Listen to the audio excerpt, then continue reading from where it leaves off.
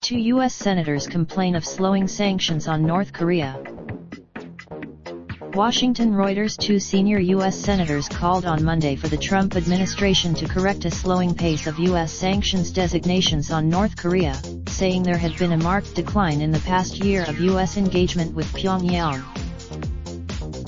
In a letter to Secretary of State Mike Pompeo and Treasury Secretary Stephen Mnuchin, Republican Cory Gardner and Democrat Ed Markey called for a recommitment to robust enforcement of U.S. and United Nations sanctions on North Korea. The senators, the chairman and ranking member respectively of the Senate Foreign Relations Subcommittee on East Asia, complained that the pace of sanctions designations on North Korea had slowed. They cited research by the Foundation for Defense of Democracy's think tank saying that the Trump administration had sanctioned 182 persons and entities for North Korea sanctions violations since March 31, 2017, but only 26 since February 23, 2018, despite.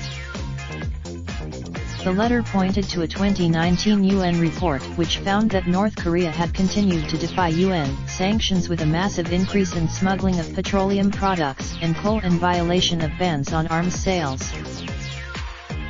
While welcoming U.S. diplomatic efforts aimed at persuading North Korea to give up its nuclear weapons, the senators' letter said they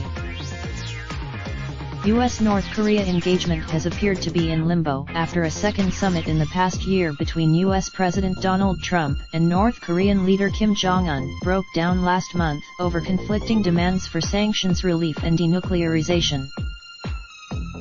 The State and Treasury Departments did not immediately respond to requests for comment on the senators' letter. Pompeo said in a radio interview on Monday that the administration had Speaking to B98 FM in Kansas, Pompeo said Washington aimed to re-engage with Kim. Pompeo said on the State Department said the U.S. Special Representative for North Korea Stephen B. Gunn, who has led working-level talks with Pyongyang, would travel to London on Tuesday to meet British, French, and German counterparts to discuss coordinated efforts to advance North Korean denuclearization. Reporting by David Brunstrom in Washington.